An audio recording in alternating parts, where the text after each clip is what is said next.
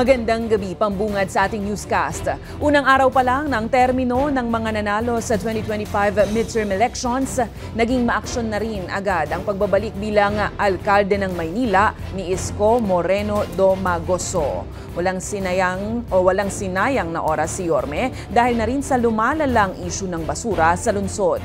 Ang kanyang tugon at hakbang dito, alamin sa balitang A to Z ni Naomi Almojano. So now, I opted to declare and request the City Council tomorrow, first session day, to declare state of emergency, health emergency of the entire city of Manila. Yan ang bumungad na anunsyo sa mga taga-Maynila ngayong Lunes, June 30, sa pagsisimula ng termino ni Mayor Isko Moreno Domagoso o Yorme. Saan ka man kasi tumingin ngayon sa lungsod ng Maynila, kaliwat kanan ang tatambad na gabundok na basura. Ang kaso pa, hindi properly segregated ang mga ito kaya kapag nagkalat, umaalingasawang baho na daing ng mga residente, ang sakit sa ilong at sa ulo. Nagliliparan pang mga langaw mula sa mga basura na kapag dumapo sa pagkain, tiyak na sira ang inyong tiyan. Kaya aniya, walang ibang solusyon kundi imongkahi ang pagdeklara ng state of health emergency sa buong lungsod para sa kaligtasan ng publiko.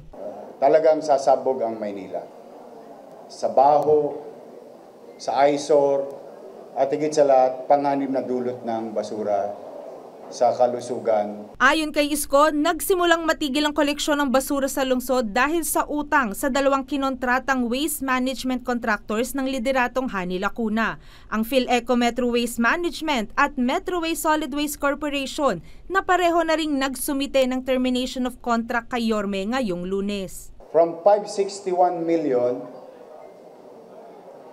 today as we speak, 950 million na ang bayarin sa basura.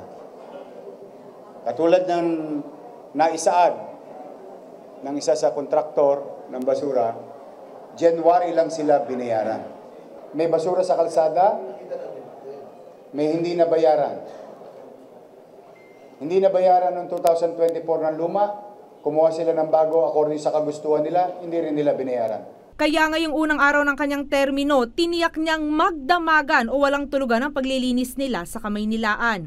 Humingi na rin si Isko ng tulong mula sa nasyonal na pamahalaan at pati na rin sa MMDA. Pinakiusapan ko ang Lionel Waste Management na kunin ang basura ng walang gastos sa Maynila na sabay-sabay kalawitin lahat ng basuran to. Lahat ng obstruction na garbage from the Eskinita and so on and so forth. We will not stop until it's clean.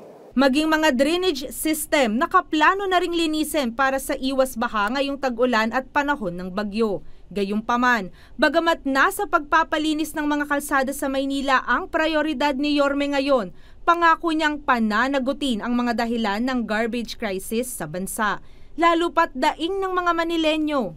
Siyempre ma'am, yung kalinisan, mahakot na yung mga basura na hindi man nga nahahakot. Pag-maintain po ng kalinisan po natin sa kapaligiran po, para po maiwasan din po natin yung sakit po na nakukuha natin sa madudumi po. Nasa tinatayang 2 hanggang 3,000 tonelada ng basura ang nage-generate ng Maynila at dahil nga sa pag-terminate ng kontrata ng 2 garbage contractors, inaasahang mas tataas pa ito. Para sa balitang A to Z, Naomi Almojano.